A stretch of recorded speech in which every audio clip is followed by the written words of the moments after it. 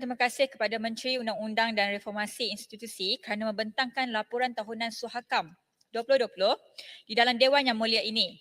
Pembentangan dan perbahasan ini penting kerana Suhakam sebagai badan berkanun, persekutuan yang telah diberikan mandat oleh Akta Suhakam 1999 mempunyai tanggungjawab statutori untuk menasihati kerajaan dalam perkara-perkara yang melibatkan hak asasi manusia termasuklah undang-undang dan dasar-dasar kerajaan agar ia selari dengan piawaian hak asasi manusia.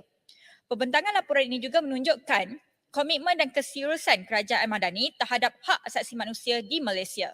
Bentuk juga ingin mengucapkan tahniah kepada rakan-rakan di Suhakam yang diketuai oleh Prof. Datuk Dr. Rahmat Mohamad yang hadir bersama-sama dengan kita pada hari ini di Dewan Rakyat di atas pembentangan laporan tahunan ini.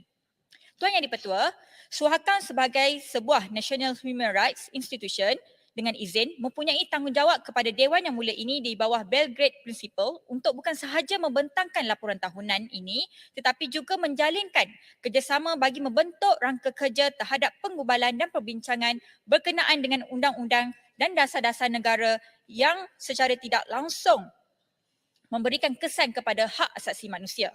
Bentuk mencadangkan agar anggota Suhakam dilibatkan secara aktif di dalam jawatan kuasa yang ditubuhkan oleh Parlimen untuk memastikan apa sahaja undang-undang dan dasar-dasar yang ingin digubal di Dewan Yang Mulia ini selari dengan hak asasi manusia.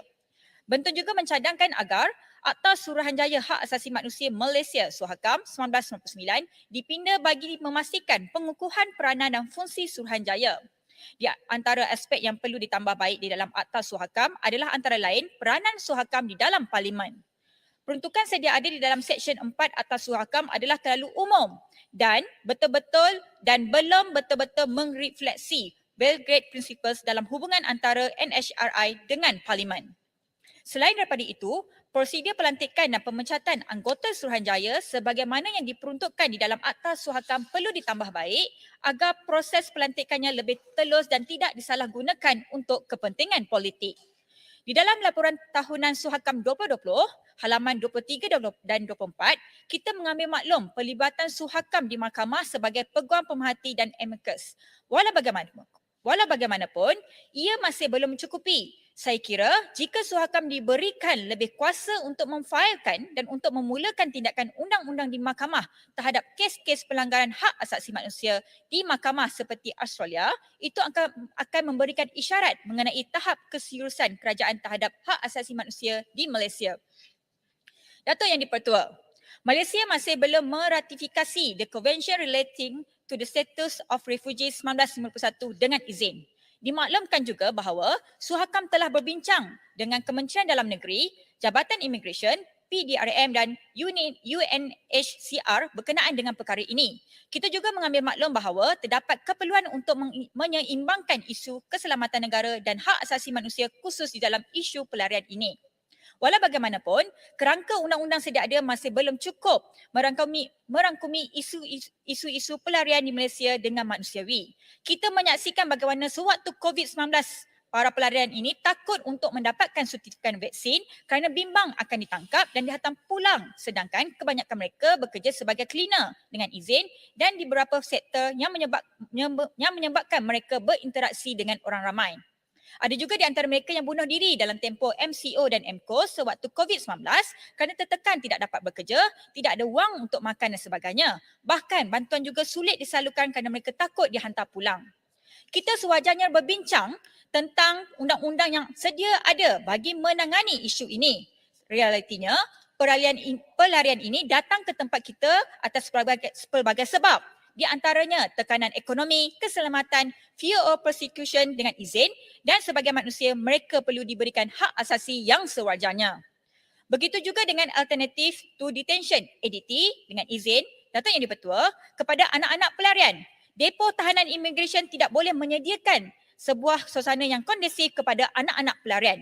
Anak-anak bukan tempatnya di depo tahanan imigresen, tetapi saya dimaklumkan dalam program ADT yang telah dilaksanakan oleh Kementerian Pembangunan Keluarga dan Masyarakat tidak melibatkan anak-anak pelarian Rohingya. Jika kita pun tertanya-tanya, kenapa mengecualikan anak-anak pelarian Rohingya ini? Apa bezanya anak-anak pelarian Rohingya ini dengan anak-anak pelarian lain? Bentong juga ingin bertanya kepada Menteri Pendidikan Syur Suhakam untuk memberikan akses kepada anak-anak pelarian ini mendapatkan pendidikan asas di sekolah-sekolah kebangsaan.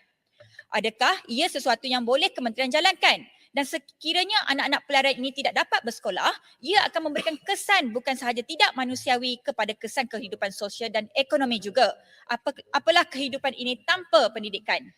Dato' Yang di-Pertua, di antara isu yang menjadi kegusaran kami adalah isu berkaitan dengan orang asli. Di Bentong, isu tanah orang asli masih menjadi masalah. Misalnya tanah perkuburan orang asli diambil oleh syarikat besar. Dan masalah ini bukan sahaja terjadi di Bentong, tetapi di tempat-tempat lain juga, contohnya di Ninggiri, Gua Musang. Kampung-kampung orang asli bakal ditenggelamkan untuk projek pembinaan empangan Ninggiri. Kerajaan-kerajaan negeri masih tidak mengiktiraf dan mewaterkan tanah-tanah orang asli sebagai tanah adat. Sedangkan tanah adalah isu yang sangat sensitif kepada orang asli. Di Ninggiri misalnya, ada bantahan dari komuniti orang asli terhadap pengambilan tanah dan di Ninggiri sendiri banyak artifak-artifak purba ditemui. Alangkah baiknya jika tempat ini dijadikan sebagai sebuah heritage site dengan izin daripada dijadikan satu empangan yang memusnahkan sejarah tanah itu. Selain daripada itu, akses pendidikan dan perubatan kepada orang asli adalah sangat terhad dan terbatas. Keciciran pendidikan di kalangan anak-anak orang asli juga sangat tinggi. Sehingga tahun 2021, 42.29% anak-anak orang asli tidak menamatkan persekolahan sehingga tingkatan 5. Angka ini sesuatu yang membimbangkan. Saya kira satu pembincangan dan tindakan harus diambil oleh agensi yang berkaitan, Jabatan Kebajikan dan Hak Ehwal Orang Asli, Kementerian Pendidikan dan Suhakam perlu bekerjasama memastikan hal ini dapat ditangani. Defisit kepercayaan yang terjadi di kalangan orang asli harus ditangani. Bentong percaya pengiktirafan yang sewajarnya kepada orang asli harus diberikan pengiktirafan kepada kebudayaan dan agama mereka misalnya. Kementerian Pendidikan juga sewajarnya mengkadirkan lebih ramai guru-guru dari kalangan komuniti orang asli dan sejarah serta kebudayaan orang asli diajarkan dan didedahkan di sekolah-sekolah serta institusi pengajian tinggi awam dan swasta. Berkenaan dengan reformasi penjara, kita sedia maklum bahawa kebanyakan struktur penjara di Malaysia telah uzur dan dibina berpuluh-puluh tahun dahulu sehingga menyukarkan satu perubahan struktur dibuat untuk memastikan syur-syur yang diberikan oleh Suhakam untuk dilaksanakan. Misalnya, sebahagian penjara masih menggunakan bucket sistem dan bukan tandas dengan kemudahan moden. Adakah kerajaan mempunyai cadangan untuk membina kompleks penjara baru dengan infrastruktur dan kemudahan yang mematuhi piawaian hak asasi manusia antarabangsa? Selain daripada itu, kesesakan dan kepadatan penjara merupakan satu masalah besar yang dihadapi oleh Malaysia. Badan Eksekutif dan Kehakiman perlu berbincang langkah-langkah yang sewajarnya diambil untuk menangani masalah ini. Hukuman-hukuman bagi kesalahan diambil untuk mengenai hukuman-hukuman bagi kesalahan kecil tidak sewajarnya diberikan hukuman pemenjaraan. Bentong berpendapat seperti mana banyak negara-negara di Skandinavian telah berubah dari sistem pemenjaraan kepada sistem pemulihan dan luar penjara. Datuk Yang di-Pertua 2 minit. 2 minit. Yang berhormat 2 minit. Terima kasih. Dah nak habis dah, tak sampai pun. Sebagai penutup, sebelum saya mengakhiri ucapan saya ingin menyentuh sedikit berkenaan dengan business and human rights. Dengan izin yang Datuk Yang di-Pertua, dunia globalisasi hari ini menyaksikan bagaimana perniagaan dan korporat boleh menyumbang kepada kebajikan dan hak asasi manusia. Sustainable Development Goals SDG, Environment, Social and Governance ESG dan juga Just Transition dengan izin adalah inisiatif antarabangsa ke arah memastikan perubahan kepada sistem ekonomi hijau. Walau bagaimanapun, di dalam usaha ke arah ekonomi yang lebih lestari, aspek-aspek hak asasi manusia tidak boleh dipinggirkan.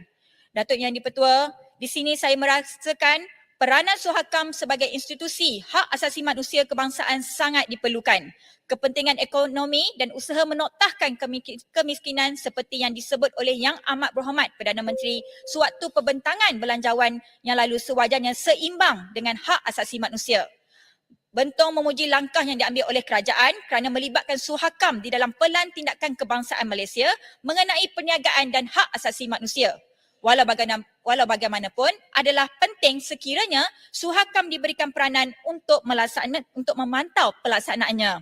Oleh itu yang demikian, Bentong menyokong laporan Suruhanjaya Hak Asasi Manusia Malaysia 2020 dan berharap agar laporan pada tahun 2021, 2022 dan seterusnya boleh dibahaskan dalam Dewan Yang Mulia ini. Sekian, terima kasih. Assalamualaikum.